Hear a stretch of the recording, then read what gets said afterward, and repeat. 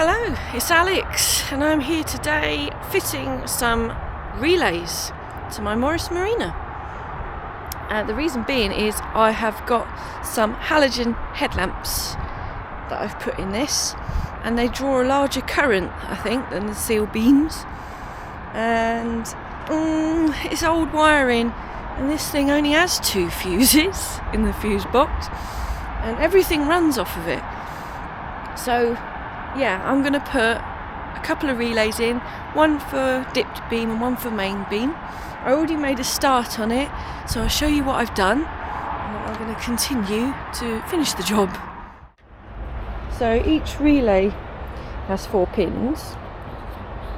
The most common is 30 is battery live, 87 is the consumer, so that's the headlight basically.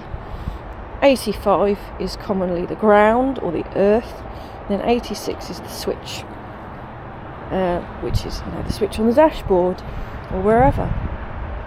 So what I need to do is get a live from the battery to go to here on each relay, but I'm going to put an inline fuse on that circuit because if anything happens, well, I'd rather the fuse blew than the wires melted or whatever. The switch in 86 is obviously going to be fused because it will be through the dashboard, so that's fine, but then I need to make a ground for the relays, which can just be bolted onto the body anywhere that's metal that's going to make good contact, i.e. where that earth point's connected, and then 87 is the consumer. So what I need is to join both dipped beam wires to 1 pin, which is a bit awkward on this because of the way they're wired in on the Marina. So on the Marina the wires are white and blue is for main beam, red and blue is for dipped beam. I apologise if I've got them around the wrong way, but I think that's how it is. So we've got that. I've taken out of the loom here. Okay, so you've got the white and blue and the red and blue. I've then gone over this side and again disconnected them from the loom. I've then rerouted these 2 along here. I've taken the grill off, cable tied the wire neatly up inside away from the radiator, so they come out here. Annoyingly, I didn't have any blue blue wires or anything, so I've got a brown and yellow and a white. So I've connected the white to the blue and white, and then the brown and yellows to the red and blue. And that's just because I'm too tight to buy new wires. I just used what I had spare in the garage. I've then fitted bullet connectors as per original. I've then got a 4-way connector and basically connected to the 2. So we've got the left hand dipped beam and the right hand dipped beam. And then this wire here is going to be the connector to go on to the actual relay. So when we tied it all up, same as the main beam as well, we're going to have 2 relays tucked away down there. Sorry if this is confusing, by the way. So basically we've got a main beam and a dipped beam which will go onto the pin 87. And then we've got this green wire here, excuse me, that's a main live feed. So rather than bolting it straight onto the battery, because I think that looks untidy, we've gone down and followed the positive lead. Positive lead goes onto the starter motor solenoid, onto the starter motor, shall I say. Excuse me. Well, it is the solenoid, but yeah, it's attached to the starter motor. Because some cars have a separate starter solenoid, but I'm not going to get into too much detail. Wire goes down to the start motor, and then there's some other wires there as well that are for the ignition or whatever, alternator, something. So I've then run the green wire from that circuit as well, so it's basically a permanent live, and I've routed it along here. Ignore that red wire, that's going to be the reverse light wire, but I've just put it there for now. And then this is going to be our pin 30, so we need to connect this to a fuse, and then connect a Y piece going to the relays. So yeah, I hope it's making sense to you. Once I've got it all together, I'll then show you what it looks like. Right, I'm going to put the inline fuse so it sits in that bit behind the battery. So we're going to snip it here. I can use those in a minute. Strip the wire with my snazzy wire stripper.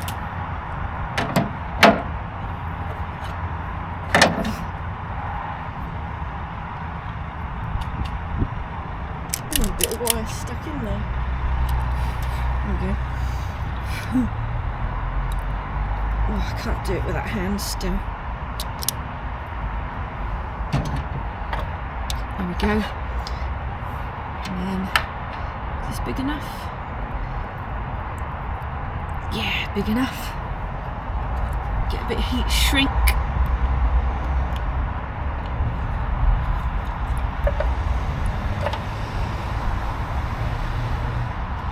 Shove that in there as well.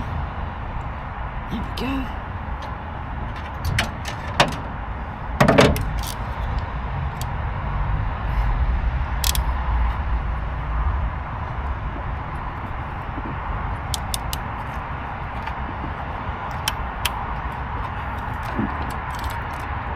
Bloody red wire.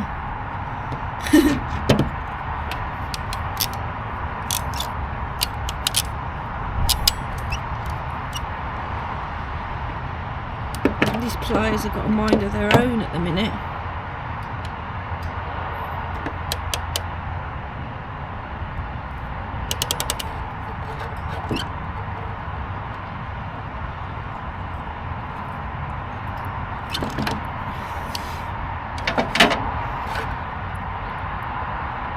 Did a little bit of play on that wire, so I'm going to give it an extra squeeze if the pliers want to work.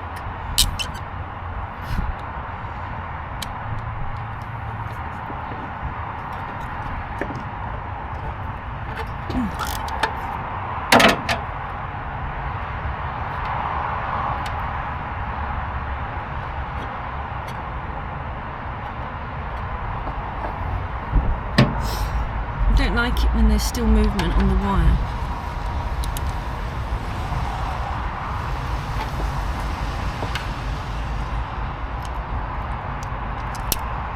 Give it an extra squeeze with these.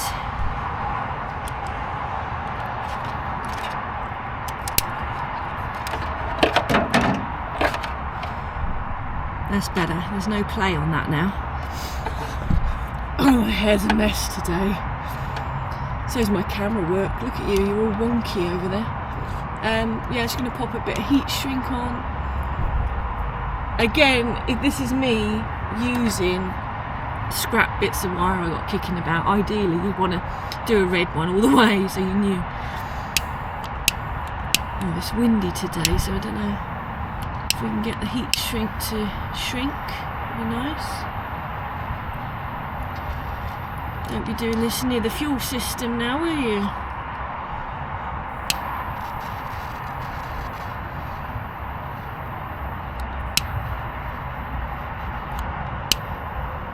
Beautiful. It just tidies it up with a bit of heat shrink, and it protects it as well. Stops the weather getting in there. Lovely job. There we go. At the moment, I've got a 20 amp fuse in there. Now there is a way of working out what fuse you need, but I'll go into that maybe a bit later if I remember. So we should be able to thread that through there, under there. Lovely job. Then we need to sort out a Y piece now, so it goes to the relay. Now we don't need a lot. We're just going to have 2 pieces of green going to the relays. And we've got red is probably going to come through here.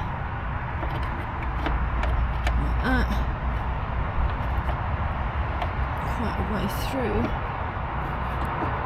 which is nice. Kind of tucked away, good. So yeah, we just need short little bits really. I mean, I could actually, yeah, rather than doing a wire piece, I think I'll do a piggyback spade connector. Yeah, I'll do that. Right, I need to show you how to work out what fuse you need to use in your system, blah, blah, blah. You need to use, or it's good to use the Ohm's law.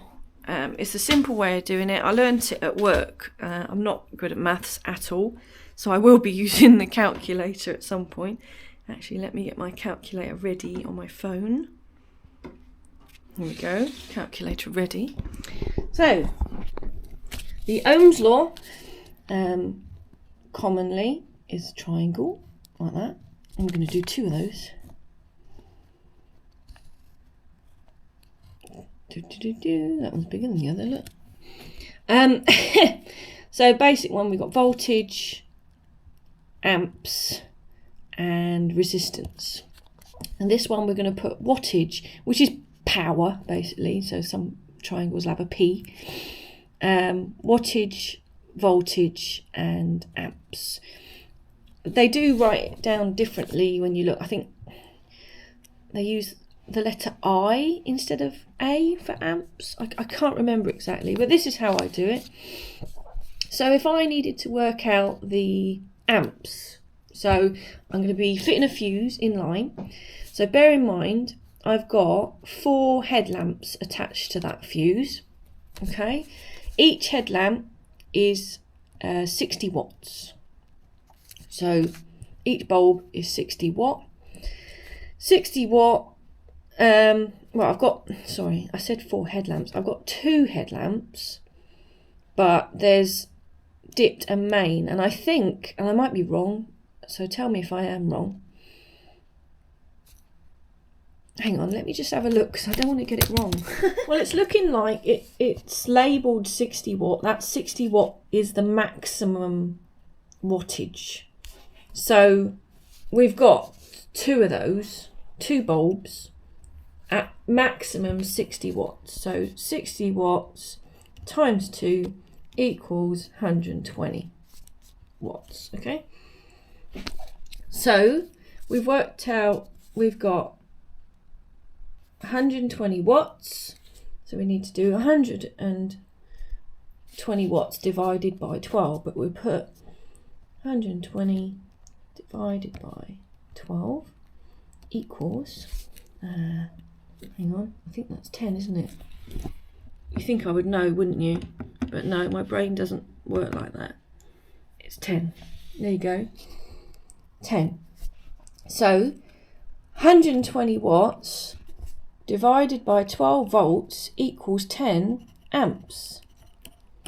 So that means I need a 10 amp fuse, but we don't use a 10 amp fuse because it would blow, because it's drawing 10 amps. So according to Google, I just had a look, I just need to fit the next size fuse up, which will be a 15 amp. There we go, 15 amp fuse. If you wanted to work out the resistance of something, which I don't need to, but if you want to, you'd have to do this first. So the resistance of the bulb would be your 10 amps divided by 12, but you put the 12 first because it's the higher number, divided by 10 equals, I think it's like 1.5 or something, isn't it? So 12 divided by 10, oh, 1.2, sorry. 1.2 resistance, yeah? I hope that makes sense to you, but it's a very handy formula. So yeah, I've put a 20 amp fuse in, but it reckons I could probably get away with a 15 amp fuse. Test would be, put the 15 amp fuse in. If it doesn't blow, happy days. If it blows, put in a 20, see what happens. If that blows, I think you got something seriously wrong. Right, it looks like spaghetti junction, but all the wiring is in place. So all I need to do now is make something to fit the relays so they're not just flopping about in there. Now, down here, there's a hole there that I can easily access from here, you can see.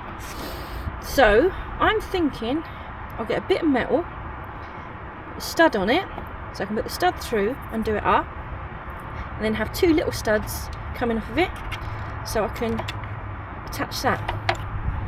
So we've got the live coming from the starter motor. That's really live now, so we'll be careful not to touch that on anything. That there. But there is a fuse in there. I've put a 15 amp fuse in. We'll have a go with a 15. Many diagrams say 30 amp fuse online, which is making me think, should it be 15 amp per bulb? But then it could be like the P6 has got 2 headlamps, so that 30 amp would make sense if there's 2 headlamps. So yeah, we'll go with the 15. If it blows, we'll put a 20 in and we'll see what happens. I might just be being a bit daft with the wattage thing. So anyway, there's the live. That goes to 1 relay. Then there'll be a piggyback going on to that to the other relay. Then there's an earth lead, again with a piggyback. So we've got earth to earth, ashes to ashes. This and this are the switching wires. They're coming from the loom. So they don't have to be thick because they're not going to be channeling a lot of current. They're just going to go onto the relay, 1 to 1, 1 to the other for the switching, to switch them on and off. Then you've got the 2 here. So you've got the main beam and dip beam wires. And that's it really. So we just need to attach these somewhere so they're not going to float around. So I'm going to go in the garage now and see if I can make something. Right, I've got an old piece of P6 panel in here, and it's got a nice thick metal. Good, you know, it's not going to rot away or bend easily. So I'm going to cut a piece off. It don't need to be a lot. You know, 2 relays have got to sit next to each other. So I reckon, well, I'm tempted actually. Could just use that piece there. This is measurement for you, isn't it? Look. Yeah, I think I'll cut this side piece off there and use that, and we'll do some jiggery pokery, if that's the right word. Right, I'm going to do some grinding. You don't need to be here for that. I'm sure you've seen enough of me grinding. So I've just cut this bit of metal. I've got rid of any of the sharp corners, just rounded it off a bit. Now I need to somehow attach some studs to this. Seems mad to fire up the welder just for this, but I've cut a little stud off here. The magnet's just holding it on there at the minute. I'm going to get the welder and see if we can just tack it on to there. Come on, we can do this without too much engineering, I'm sure.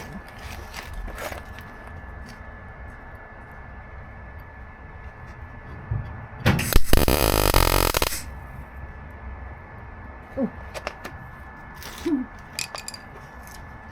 I think it's attached.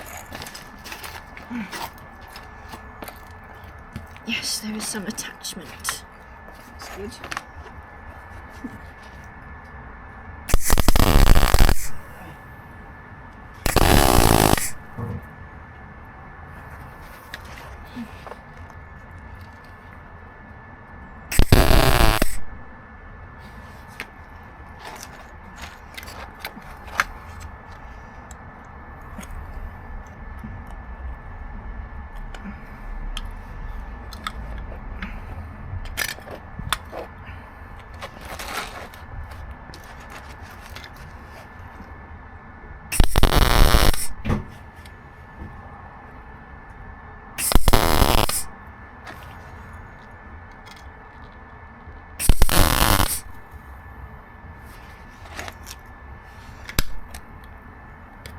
That'll do, won't it? Ta-da! It's a bit wonky. I am a novice. It's not in the centre, but it's fine. doesn't need to be. Now we need to find 2 more. Well, ideally I could grind some of that down to make it flatter. Hopefully it still stays there. I suppose the thing I could have done was drill a hole and then put a blob of weld there, which in hindsight I should have done. We could do with some little studs on here now, and I might do that. I might drill a hole. Right, this is what I've just done. I've drilled some holes. I've ground back the weld a bit on that. Nothing too mad, because that will go through the bulkhead, and then with the washers and the nut will go on. I've drilled 2 holes, so I can then put in these studs. Now these are only holding on little plastic relays, so they haven't got to be super strong. So we'll just put a couple of welds, I reckon, and that will sort that out. Other way round, Alex. Weld it from there. Yep, we'll just blap a couple of welds on, I reckon. And it'll be good to go. Let's have a look. See what we can do.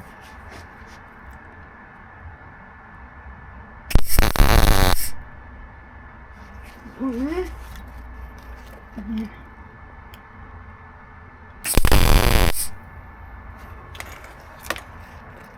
Oh, look at that. That's great. Just 2 little tacks, and that will help. That will hold that in for them plastic relays, definitely. And we'll do the same again for the other one. Woohoo! I just made this up.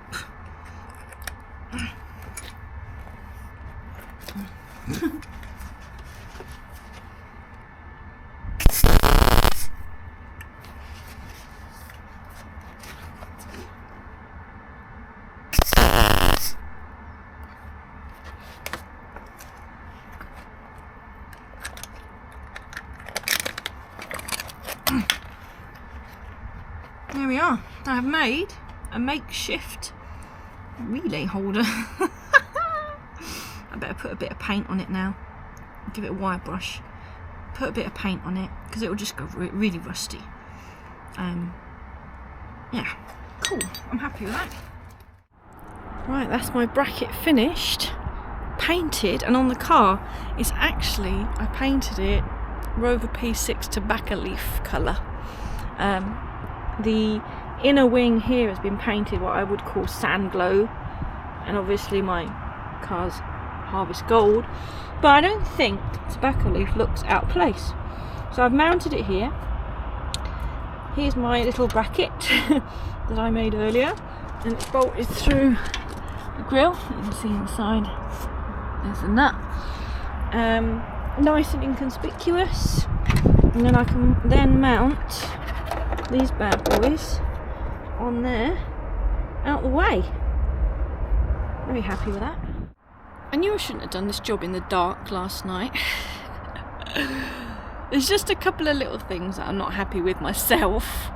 I could redo them, but I think I'll wait till I've got some like proper coloured wire maybe. All it is one, the earth lead is a little bit too short, so it doesn't like to sit with the others, so I've had to sort of leave it there. 2, the most annoying thing is the inline fuse is now here, and you can't get to it at all unless you unplug it from the relay and then pull it through, which is a little bit annoying. So yeah, I really should have the inline fuse here, but I didn't measure it. Any other thing I could do is route the red wire through that gap there instead of going through here. Then I'll be able to get to it. So I might do that in a minute. And yeah, just some of the wire lengths are a bit rubbish. It just could be a bit neater. But I'm really happy with my bracket holding the relays on there. And hopefully it works. That's the important thing. So let me sort this fuse out, and we'll see if the headlights come on. Okay, so I've rerouted the epoxy fuse, so the fuse is now there and accessible without having to undo the relays. I'm really happy with my little bracket, and I really hope that they're going to work. So I'll put you out here and you can watch and tell me if they come on or not. Well, you don't have to tell me because I'll come round and look myself. There we go. You ready?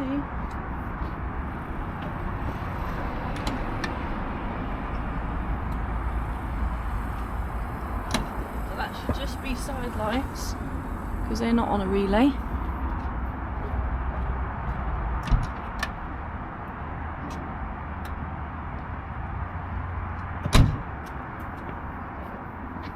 Aha! Headlights.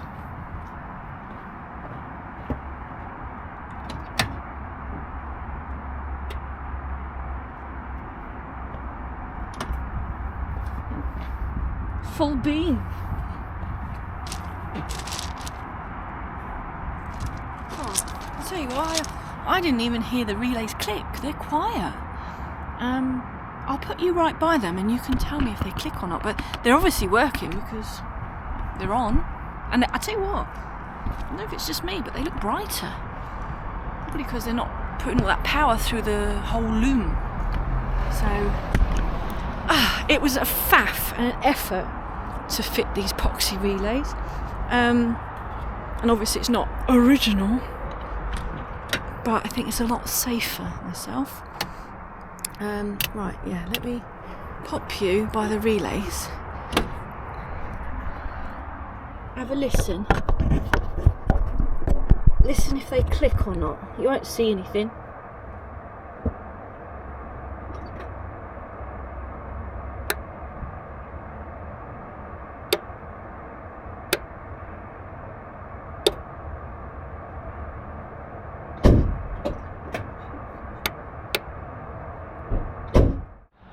Well, I'm pleased with that. They work. Yeah, I would have liked to have tidied up these wires a bit better, but how can you tidy them up when there's a great big hole in the wing anyway? It's drainage. Yeah, it came with that there. It looks like it's been painted over as well to like stop it rusting anymore. Yeah,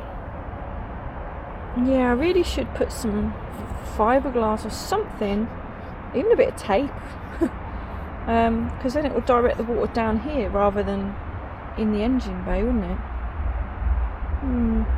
Anyway, that's a problem for another day. Anything else I was going to do? No, I'm not going to do the reverse light yet. I've got this wiring for the reverse light. We did have this wire in here for the reverse light, but it's well, all it is it's a bit too short. I guess I could connect that to that and just be done with it. In fact, yeah, I'll probably do that. I might do that now actually. I was just going to run that down the whole length of the car and just have one bit of wire, but what's the point? I mean, we went to the effort of putting a bullet on that brown wire. Yeah, sod it, I'm going to do that now, before I put the bonnet down, before it gets dark, and at least that's that job done. The reverse lights still don't work. Just got to find out why. It's probably the switch. It's either that or it's down the end.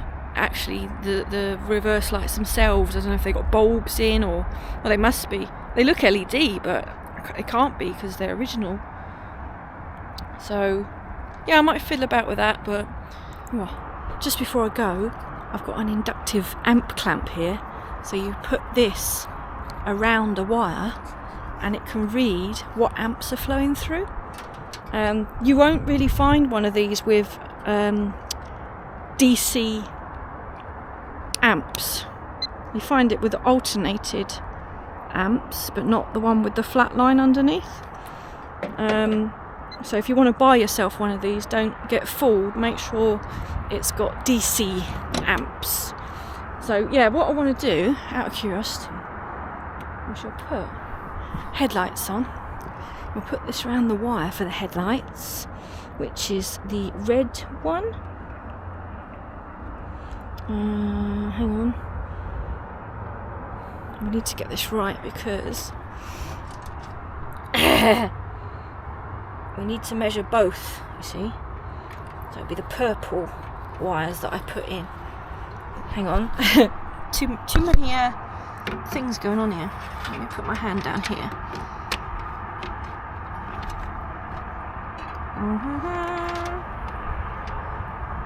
Right. Ooh, we've just got dipped beam on at the minute. So I've put the amp clamp round the wire for dipped beam. That's both of them. That's left and right lamps. And look, 9.8. So pretty much 10 amps. Okay. So now we need to put full beam on and see what changes.